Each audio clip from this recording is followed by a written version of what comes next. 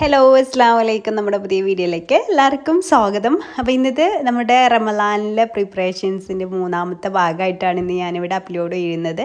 അപ്പം ഒരുപാട് കട്ട്ലറ്റ്സും അതുപോലെ ഒരുപാട് സമോസയൊക്കെ ഉണ്ടാക്കിയെടുക്കുമ്പോൾ നമുക്ക് ശ്രദ്ധിക്കേണ്ട കാര്യങ്ങളും അതൊക്കെ ഞാൻ കുറച്ച് ഉണ്ടാക്കി വെക്കുന്നുണ്ട്.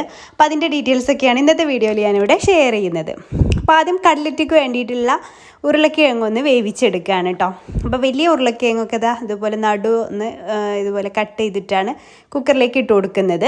തൊലി കളഞ്ഞിട്ട് വേണമെങ്കിൽ നമുക്ക് ഉരുളക്കിഴങ്ങ് വേവിച്ചെടുക്കാം. അപ്പോൾ ഞാൻ തൊലി കളയുന്നില്ല, നന്നായിട്ട് വാഷ് ചെയ്തിട്ട് ഇതുപോലെ കട്ട് ചെയ്തിട്ട് ഇട്ട് കൊടുക്കുകയാണ്. പിന്നെ ചെറുതൊക്കെ ഇതുപോലെ ഒന്ന് വരഞ്ഞു കൊടുക്കുന്നുണ്ട് കേട്ടോ, തൊലി കളയാൻ ഈസി ആവാൻ വേണ്ടിയിട്ട്. അപ്പോൾ ഇതുപോലെ അതിലേക്ക് ഇട്ട് കൊടുക്കുക. ഒരു ഏകദേശം 1.5 കിലോയുടെ അടുത്ത് ഉരുളക്കിഴങ്ങ് ഞാൻ എടുത്തിട്ടുണ്ട് കേട്ടോ. എന്നിട്ട് ഇതിലേക്ക് മുങ്ങിക്കിടക്കാൻ ആവശ്യമായിട്ടുള്ള വെള്ളം ചേർത്തിട്ട് നമുക്കിതൊന്ന് വേവിച്ചെടുക്കാം. ഒരു 2-3 വിസിൽ വരുന്ന വരെ വേവിച്ചെടുത്താൽ മതി. എന്നിട്ട് അതിന് പ്രഷറൊക്കെ പോയതിന് ശേഷം നമുക്ക് എടുക്കാം കേട്ടോ. അപ്പോൾ പ്രഷറൊക്കെ പോയതിന് ശേഷം ഞാനിതാ പുറത്തെടുത്തിട്ടുണ്ട്. എന്നിട്ട് തൊലി കളഞ്ഞിട്ട് അത് ഉടച്ചെടുക്കുകയാണ് കേട്ടോ. തൊലിയൊക്കെ കളഞ്ഞ ശേഷം ആ ചെറിയൊരു ചൂടോടുകൂടെ തന്നെ ഉടച്ചെടുക്കുകയാണെന്നുണ്ടെങ്കിൽ പെട്ടെന്ന് തന്നെ അത് ഉടഞ്ഞു കിട്ടും കേട്ടോ, തണുക്കാനായിട്ട് വെയിറ്റ് ചെയ്യേണ്ട. അപ്പോൾ ഉടച്ചെടുക്കുന്ന സമയത്ത് കുറച്ച് ഉപ്പ് ചേർത്തിട്ട് ഉടച്ചെടുക്കുകയെന്നുണ്ടെങ്കിൽ നമുക്ക് ആ ഒരു ഉരുളക്കിഴങ്ങിലേക്ക് ആവശ്യമായിട്ടുള്ള ഉപ്പ് അതിലേക്ക് ഉണ്ടായിക്കോളും. പിന്നെ മസാലയ്ക്ക് നമ്മൾ വേറെ ഇടുമല്ലോ, അപ്പോൾ അതുകൊണ്ട് ഇതിലേക്ക് കുറച്ച് ഉപ്പ് ചേർത്ത് കൊടുക്കണം. എന്നിട്ട് ഇതാ നന്നായിട്ടൊന്ന് മിക്സ് ചെയ്തെടുക്കുക. അപ്പോൾ നന്നായിട്ട് ഉടച്ചെടുത്തിട്ടുണ്ട് കേട്ടോ. അപ്പോൾ നമ്മൾ മിക്സിയിലിട്ടിട്ടൊന്നും ഉടച്ചെടുക്കരുത്, അപ്പോൾ ഇത് ഒരുപാട് അങ്ങ് ലൂസായി പോകും നമ്മുടെ ഉരുളക്കിഴങ്ങ്. അപ്പോൾ നമ്മുടെ ഇത് ശരിക്കും ഉരുട്ടിയെടുക്കാനൊന്നും പറ്റില്ല.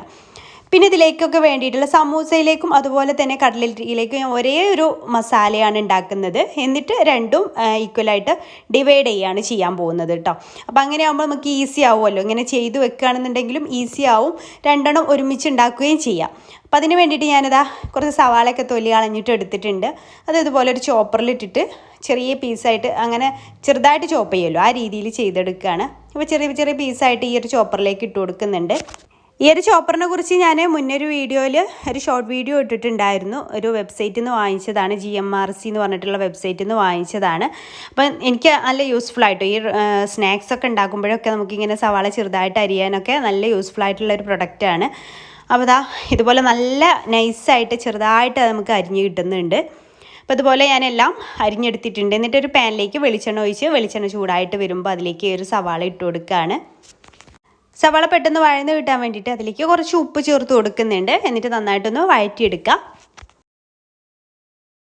സവാളയ്ക്ക് ഒന്ന് വഴന്ന് വരുന്ന സമയത്ത് പിന്നെ നമുക്കതിലേക്ക് ഇഞ്ചി ചെറുതായിട്ട് അരിഞ്ഞത് ചേർത്ത് കൊടുക്കാം, അതുപോലെ പച്ചമുളക് അരിഞ്ഞത് ചേർത്ത് കൊടുക്കാം. അപ്പോൾ ഞാൻ ഇഞ്ചി കുറച്ച് നമുക്കിത് കുറച്ച് അധികം ക്വാണ്ടിറ്റി ഉണ്ടാക്കുന്നുണ്ടല്ലോ, അപ്പോൾ കുറച്ച് തന്നെ ഒരു ഏകദേശം ഒരു 50 ഗ്രാമിൻ്റെ അടുത്ത് ഇഞ്ചി നമുക്കിതിലേക്ക് ചേർത്ത് കൊടുക്കാം.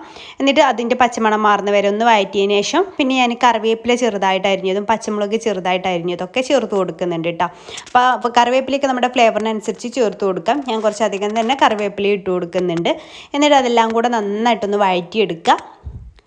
അതിനുശേഷം നമുക്ക് അതിലേക്ക് കുറച്ച് മഞ്ഞൾപ്പൊടി ചേർത്ത് കൊടുക്കാം, അതുപോലെ തന്നെ ഗരം മസാല ചേർത്ത് കൊടുക്കാം, പിന്നെ ചിക്കൻ മസാല ചേർത്ത് കൊടുക്കുന്നുണ്ട്.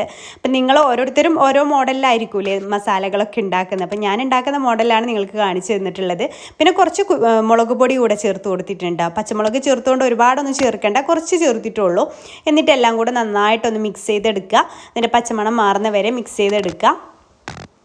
പിന്നെ ഈ സവാളയുടെയൊക്കെ ആ ഒരു വെള്ളമൊക്കെ നന്നായിട്ട് വറ്റി വരാൻ പ്രത്യേകം ശ്രദ്ധിക്കുക കേട്ടോ, അല്ലാന്നുണ്ടെങ്കിൽ നമ്മൾ ഇതിലേക്ക് ഉരുളക്കിഴങ്ങ് ചേർക്കുമ്പോൾ നമ്മുടെ മാവ് ലൂസായി പോകാനൊക്കെ ചാൻസ് ഉണ്ട്. ഇനി ഇതിലേക്ക് വേവിച്ച് വെച്ചിട്ടുള്ള ചിക്കന് ചേർത്ത് കൊടുക്കാം. ഉപ്പും മഞ്ഞളും ചേർത്തിട്ട് വേവിച്ചെടുത്തിട്ടുള്ള ചിക്കനാട്ടോ. അത് ഞാൻ പിച്ചിയിട്ടാണ് ഇട്ട് കൊടുത്തിട്ടുള്ളത്. മിക്സിയിൽ ക്രഷ് ചെയ്തിട്ടാൽ എനിക്ക് അത്ര ഇഷ്ടമാവാറില്ല. എന്താ വെച്ചാൽ ഇങ്ങനെ ആകുമ്പോഴേ ഒന്നുകൂടെ കടിക്കാനും ടേസ്റ്റും എനിക്ക് ഫീൽ ചെയ്യല് കേട്ടോ. അപ്പോൾ ഇതുപോലെയാണ് ഞാൻ ചെയ്യൽ. എന്നിട്ട് നന്നായിട്ട് തന്നെ മിക്സ് ചെയ്തെടുക്കുക. പിന്നെ നമ്മൾ ഒരുപാട് സമയം ഒരുപാട് ദിവസങ്ങൾക്ക് വേണ്ടിയിട്ട് ഉണ്ടാക്കുന്നതുകൊണ്ട് തന്നെ പിന്നെ അതിലേക്ക് മല്ലിയിലയും കൂടെ ചേർത്തിട്ടുണ്ട് കേട്ടോ. അപ്പോൾ കുറച്ച് സമയം ഇതൊന്ന് ചൂടാക്കി എടുക്കണം. ആ ചിക്കൻ ചേർത്തതിന് ശേഷം പെട്ടെന്ന് തന്നെ ജസ്റ്റ് ചൂടായിട്ട് എടുത്ത് വെക്കരുത്. ചെറിയ തീയിലിട്ടിട്ട് ചൂടാക്കി എടുക്കാനായിട്ട് ശ്രദ്ധിക്കുക കേട്ടോ. എന്നാലും നമുക്ക് സൂക്ഷിച്ച് വെക്കുമ്പോൾ നല്ല സേഫ്റ്റിയിൽ സൂക്ഷിച്ച് വെക്കാനൊക്കെ ഒരു കോൺഫിഡൻസ് ഉണ്ടാവുള്ളൂ. അപ്പോൾ നമ്മുടെ മസാല ഇവിടെ റെഡി ആയിട്ടുണ്ട്. ഇത് തണുക്കാനായിട്ട് നമുക്ക് വെയിറ്റ് ചെയ്യാം കേട്ടോ. ഇനി നമുക്ക് കട്ട്ലറ്റിക്ക് വേണ്ടിയിട്ട് ബ്രെഡ് ക്രംസ് റെഡിയാക്കി എടുക്കണം. അപ്പോൾ അതിന് വേണ്ടിയിട്ട് ഞാനിതാ ഒരു പാക്കറ്റ് ബ്രെഡ് എടുത്തിട്ടുണ്ട് കേട്ടോ. അപ്പോൾ അതിൻ്റെ അരിവശമൊന്നും കളയണില്ല. അപ്പോൾ നിങ്ങൾക്ക് വേണമെന്നുണ്ടെങ്കിൽ അതിൻ്റെ അരിവശം കളയാം. ഞാൻ അതൊന്നും കളയാണ്ട് മുഴുവനായിട്ട് മിക്സിയുടെ ജാറിലിട്ടിട്ട് പൊടിച്ചെടുക്കുക കേട്ടോ ചെയ്യണത്. അപ്പോൾ ഇത് നമ്മളിപ്പോൾ ഇത് ബ്രെഡ് ക്രംസ് ഉണ്ടാക്കിയിട്ട് ഫ്രിഡ്ജിൽ സൂക്ഷിക്കാൻ വെക്കുകയാണെന്നുണ്ടെങ്കിൽ ഇതുപോലെ ജസ്റ്റ് ചൂടാക്കി എടുക്കണം. അപ്പോൾ ഞാനിത് എന്തായാലും ചൂടാക്കി എടുക്കുന്നുണ്ട്. എല്ലാം പൊടിച്ചെടുത്തിട്ട് ഒരു വലിയ പാനിലിട്ടിട്ട് ജസ്റ്റ് ചെറിയ തീയിലിട്ടിട്ട് കുറച്ച് സമയം വെച്ചിട്ടൊന്ന് ചൂടാക്കി എടുക്കുന്നുണ്ട്. പിന്നെ നിങ്ങൾ റസ്ക് ഒക്കെ വാങ്ങിക്കുകയാണെന്നുണ്ടെങ്കിൽ റസ്ക് പൊടിച്ചിട്ട് യൂസ് ചെയ്യുകയാണെന്നുണ്ടെങ്കിൽ പിന്നെ ഇങ്ങനെ ചൂടാക്കി എടുക്കേണ്ട ആവശ്യമൊന്നുമില്ല. അതായിരിക്കും ഒന്നുകൂടെ ബെറ്റർ. അപ്പം ഞാനിപ്പോൾ ബ്രെഡ് വെച്ചിട്ടാണ് ചെയ്യുന്നത്. അപ്പോൾ ഇതെല്ലാം ഇങ്ങനെ പൊടിച്ചെടുത്തിട്ടുണ്ട്. ഇനി നമുക്ക് ഇത് സ്റ്റൗവിൽ വെച്ചിട്ട് ചെറിയ തീയിലിട്ടിട്ട് സമയം എടുത്തിട്ട് തന്നെ ചൂടാക്കി എടുക്കുക. പിന്നെ ഇടയ്ക്കിടയ്ക്ക് ഇതുപോലെ ഇളക്കി കൊടുക്കണം കേട്ടോ. എന്താ പറയുക, ഇളക്കി കൊടുക്കാണ്ടിരുന്നാൽ അതിങ്ങനെ കട്ട കുത്താനൊക്കെ ചാൻസ് ഉണ്ട്. അപ്പോൾ അത് ശ്രദ്ധിക്കുക. അപ്പോൾ ചെറിയ തീയിലിട്ടിട്ട് ഒന്ന് ചൂടാക്കി എടുക്കുക കേട്ടോ. അപ്പം ചൂടാക്കി എടുത്തതിന് ശേഷം ഒന്ന് ചൂടാറിയതിന് ശേഷം നമുക്ക് ബാക്കി ഇത് ഉണ്ടാക്കിയെടുക്കാനായിട്ട് സ്റ്റാർട്ട് ചെയ്യാം. അതുപോലെ നമ്മുടെ മസാലയും ചൂടാറാനായിട്ട് വെയിറ്റ് ചെയ്യാം കേട്ടോ. എന്നിട്ട് നമുക്കതിലേക്ക് രണ്ട് സെപ്പറേറ്റ് ആയിട്ട് ഒന്ന് വേർതിരിക്കണം. സമൂസയ്ക്കുള്ളതും അതുപോലെ തന്നെ കട്ട്ലറ്റിനുള്ളതും. അപ്പോൾ ഞാൻ ഇവിടെ ഉടച്ചെടുത്തിട്ടുള്ള ഉരുളക്കിഴങ്ങ് വേറൊരു ബൗളിലേക്ക് മാറ്റി, വലിയൊരു ബൗളിലേക്ക് മാറ്റിയിട്ടുണ്ടായിരുന്നു കേട്ടോ. അപ്പോൾ അതിലേക്ക് നമ്മുടെ ഈ ഒരു മസാല കുറച്ചായിട്ട് അതിലേക്ക് മിക്സ് ചെയ്ത് നോക്കുകയാണ്. അപ്പോൾ കറക്റ്റ് നമുക്കറിയാലോ ഏകദേശം ഒരു ഉരുട്ടിയെടുക്കാൻ പാകത്തിന് എത്രത്തോളം വേണം എന്നുള്ളത്. ഒരുപാട് അങ്ങ് ഉരുളക്കിഴങ്ങ് ആയാലും ടേസ്റ്റ് ഉണ്ടാവില്ല. എന്നാൽ മസാല ഒരുപാട് കൂടിയാൽ നമ്മുടെ ഈ ഒരു കട്ട്ലറ്റിൻ്റെ മാവ് ലൂസായി പോവുകയും ചെയ്യും. അപ്പോൾ അത് ശ്രദ്ധിച്ചിട്ട് നമുക്ക് ഏകദേശം ഒരു ഐഡിയ ഉണ്ടാവില്ല, അതുപോലെ ചെയ്യുക. പിന്നെ ഞാനിവിടെ 2 മുട്ട എടുത്തിട്ടുണ്ട്.